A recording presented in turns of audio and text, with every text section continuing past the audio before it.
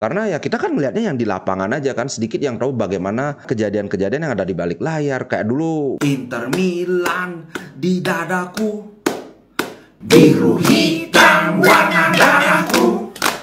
Level winnernya Itali tidak pernah degradasi. Inter Milan kebanggaanku. halo Sobat Ngomin, apa kabar kalian? Woi, gila. Banyak berita bagus, banyak berita yang netral, tapi udah langsung kita jawab aja. Ngomong-ngomong, wow, ini aku nggak tahu apakah ini pertama kali dalam sejarah atau gimana. Yang jelas ini adalah sebuah sejarah. 3 tim Itali ada di final pertarungan Eropa, kompetisi Eropa. Inter di final UCL, Roma di final Europa League, dan Fiorentina di final Conference League. Tapi kita akan bahas itu di Just Chat ya, nanti agak sorean. Sekarang kita bahas Inter dulu. Gila.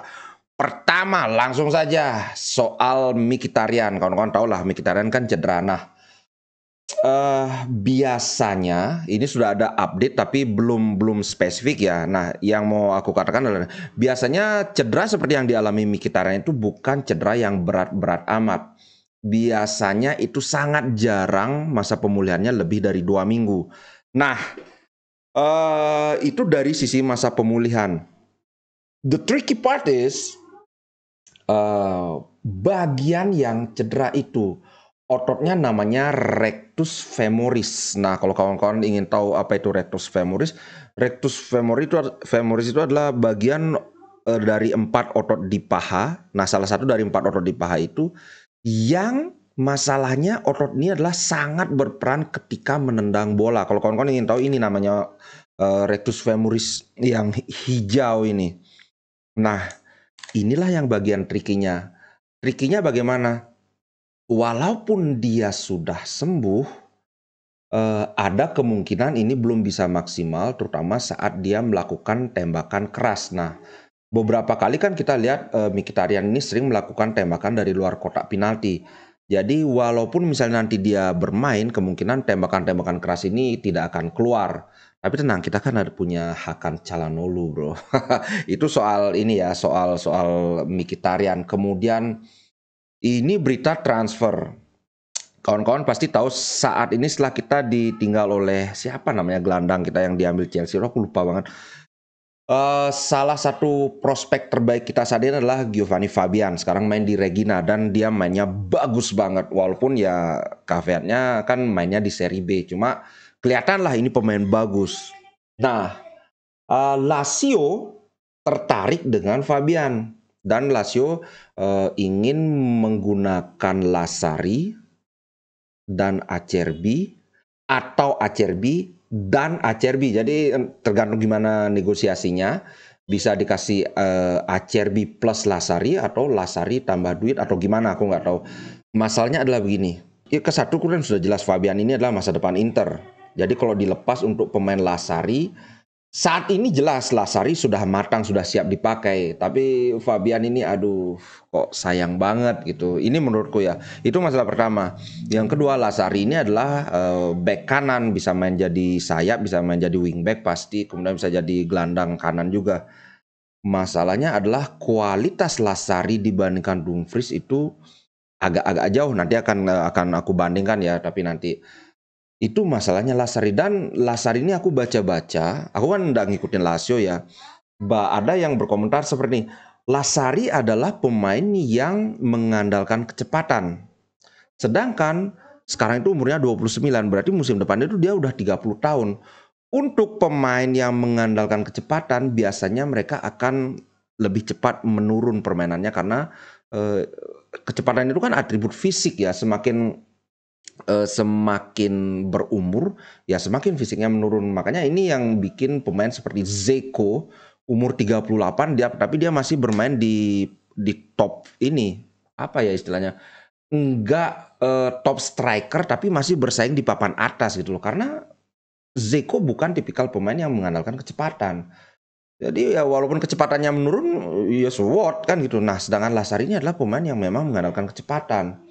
Itu Lasari. Nah, kemudian kalau kita bandingkan Lasari dengan Dumfries, aku bilang jauh bagusan Dumfries sih. Kecuali Dumfries bisa dijual ya 30 ke atas, kita mesti apa ya? Cari pengganti yang sepadan karena selama ini aja banyak yang nggak puas dengan Dumfries. Apalagi nanti kalau Lasari jangan terkejut nanti ulah ini kok malah lebih jelek lagi kan gitu. Sedangkan Dumfries ini banjir pujian loh. Lawan Milan terutama di pertandingan kedua, di leg kedua, benar-benar bagian yang bisa menetralisir sayap kiri Milan. Sampai-sampai dia ngejok bahwa kalau perlu aku akan ikuti Leao ke mobilnya. Karena kan memang dia ditanya, wah bagaimana nih Anda sangat sukses meredam Theo Hernandez dan Leao. Walaupun ini kan duet ya, Dumfries bekerja sama dengan Darmian meredam ya dua ini, si Theo dan Leao. Dan ini benar-benar berhasil. Dia sampai bilang, wah mau ke mobilnya pun aku ikutin. Jadi Dumfries ini punya aspek bertahan yang sangat bagus. Bukan hanya itu, menyerang juga sangat bagus. Kita bandingkan ya. Ini Lasari.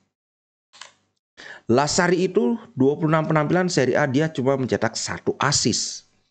Dumfries, waduh, jangan ini terutama yang haternya Dumfries jangan terkejut. 7 assist.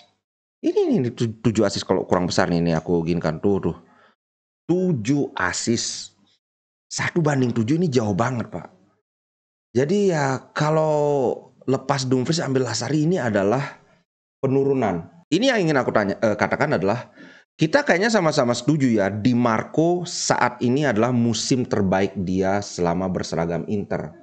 Kita lihat Di Marco. Boom! 4 assist. Masih kalah sama Dumfries. Walaupun kalau kita lihat dari kontribusi gol ya beda lagi karena Di Marco mencetak 4 gol. Sedangkan Dumfries cuma 1 ini. Dumfries cuma 1 gol. Tapi kalau dijumlahkan ini sama. Jumlahnya 8.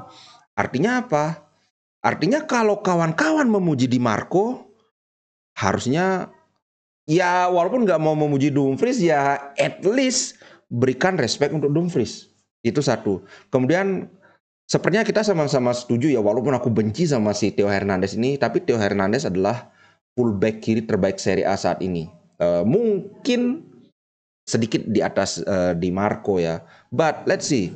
Cuma 3 assist. Golnya 4.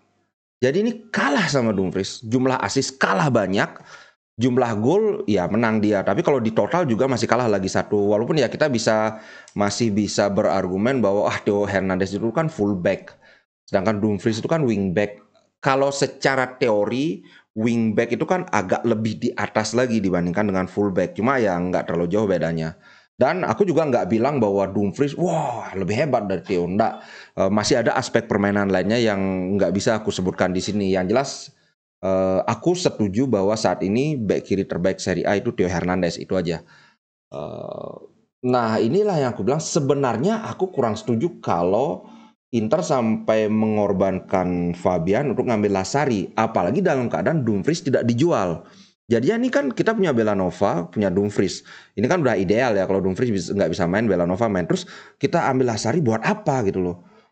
Buat apa? Kalau kita jual Dumfries terus ambil Lasari, wah ini downgrade banget. Tapi, nah ini ada komentar yang sangat menarik dari salah satu fans Inter. Ran namanya, ini aku liatin aja ya. Oh nggak kelihatan terlalu kecil kayaknya. Pokoknya dia bilang, aku ngata-ngatain Acerbi musim lalu karena dia ke Inter. Sekarang aku mau diem aja lah. Terus ada yang bilang lagi, aku nggak suka dengan deal ini, nggak suka dengan Lasari. Tapi kalau Inzaghi menginginkan Lasari, kasih. Intinya adalah in Inzaghi we trust. Apalagi Lasari ini adalah salah satu pemain kuncinya Inzaghi ketika dia masih di Lazio. Cuma sekarang agak jarang dipakai katanya. Bukan agak jarang dipakai sih, mengalami penurunan performa dia di tangan Sarri itu. Nah menurut kalian gimana nih Lasari ini? Terus terang aku nggak terlalu ngikutin Lazio ya. Jadi aku cuma tahu dia kenceng, kemudian dari statistik kalah itu aja. Selebihnya aku nggak tahu tipikal permainan dia seperti apa. Jadi segitu saja yang aku bahas. Nah kemudian Lukaku, wih gila. Lukaku benar-benar semakin menunjukkan niatnya untuk bertahan di Inter. Makanya dia dari circle-nya katanya bilang Lukaku ingin banget tampil di final UCL dan menjadi pahlawan untuk Inter. Karena ya BP Marotta sudah bilang bahwa di akhir musim ini Lukaku akan kembali ke Chelsea. Setelah itu baru akan ada negosiasi selanjutnya mau gimana, apakah pinjam lagi, apakah beli atau bagaimana. Sedangkan gosipnya adalah Pochettino ingin Lukaku di Chelsea. Ya kalau dia pingin ya namanya Lukaku itu, jangan lupa Lukaku itu pemain Chelsea. Kalau Chelsea bilang no, kami mau simpan Lukaku, ya udah kita nggak bisa ngomong apa-apa. Nah Lukaku ya sekarang yang bisa dilakukan oleh Lukaku adalah meyakinkan manajemen Inter untuk at least fight untuk mengambil Lukaku. Ngerti kan maksudnya?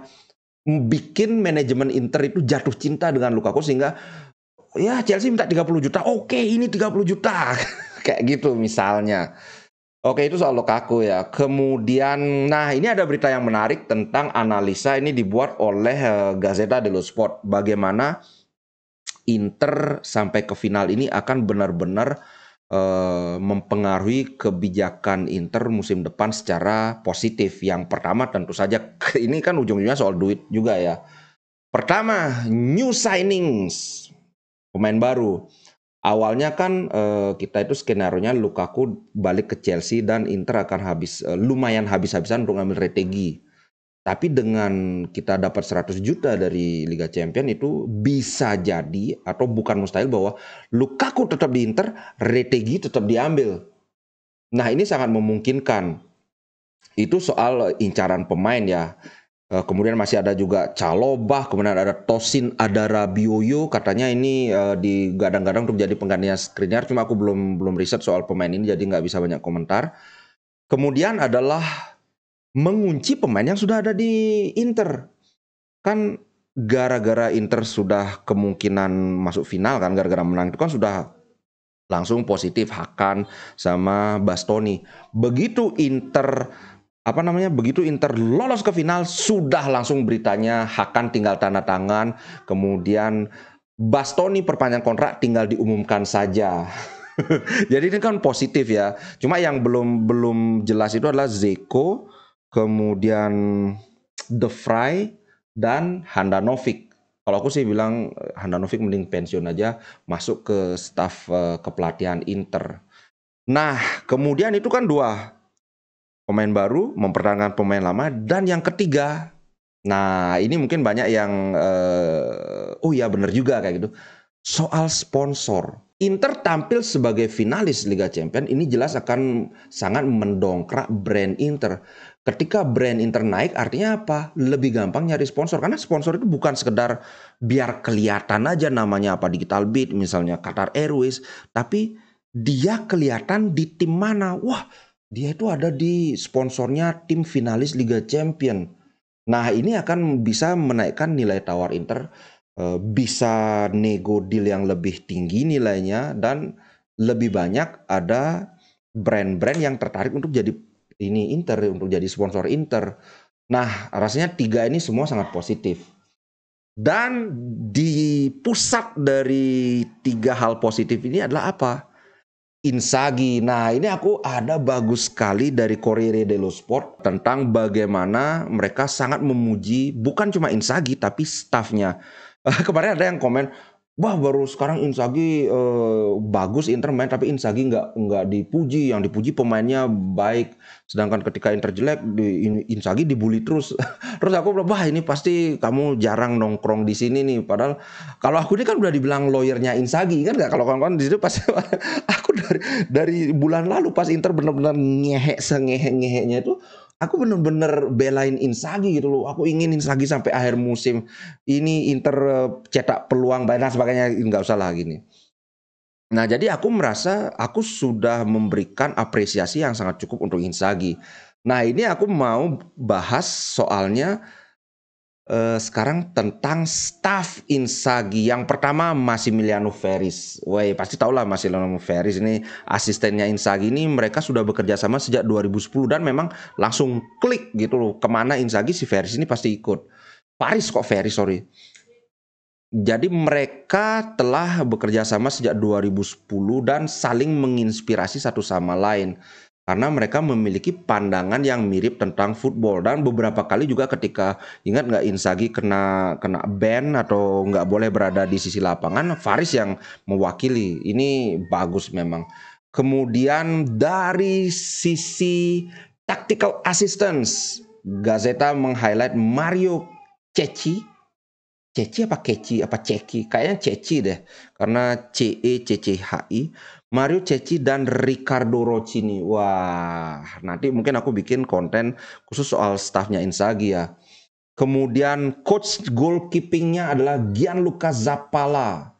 Ini benar-benar goalkeeping coach yang sangat bagus, karena benar-benar kalau kawan-kawan tahu Onana kan memang bagus ya dulu, tapi kayaknya semua setuju di musim ini bersama Inter, Onana benar-benar hit the next level.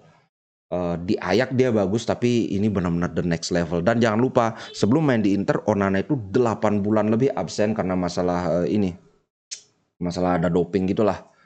Jadi Gianluca Zappala, kemudian Adriano Bonaiuti, dia sudah ada di Inter bahkan sebelum Inzaghi tiba. Tapi ini adalah pelatihnya Handanovic. Ya tetap kita beri apresiasi kan, karena Handanovic gitu-gitu juga pernah jadi pahlawan Inter, dan musim ini juga walaupun dia kebanyakan bengong-bengong, tapi ada beberapa momen di mana Handanovic benar-benar menunjukkan ada sisa-sisa kehebatan dia. Nah, kemudian pelatih atletik Inter Andrea Belli, kemudian staff analisis. Staff analisis ini sangat penting nih. Kapan-kapan aku udah rencana mau bikin konten tentang analisa staff, tugasnya apa dan sebagainya. Ini ada Lorenzon, Castellani, Toninato, Rustico dan Muratori. Kemudian ada juga kolaborator teknikal itu Ferruccio Cerasaro. Gila, inilah yang barusan itu staff kepelatihan Inter. Jadi aku, walaupun ini mungkin nggak menarik bagi banyak, tapi aku ingin memberikan apresiasi yang cukup bahwa ini loh yang berperan di balik layar. Karena ya kita kan melihatnya yang di lapangan aja kan, sedikit yang tahu bagaimana kejadian-kejadian yang ada di balik layar. Kayak dulu kawan-kawan ingin, wah Pintus ini hebat banget bisa bikin kondisi fisik pemain Inter itu sangat hebat. Kemudian dia pindah ke Madrid juga sama.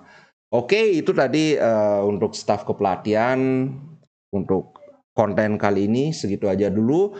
Sekali lagi terima kasih buat kawan-kawan yang ingin pembahasan Liga Eropa dan Liga Champion. Selain Inter lah intinya, jangan lupa Just Shot. Oke, ciao guys, terima kasih dukungannya. Sampai jumpa.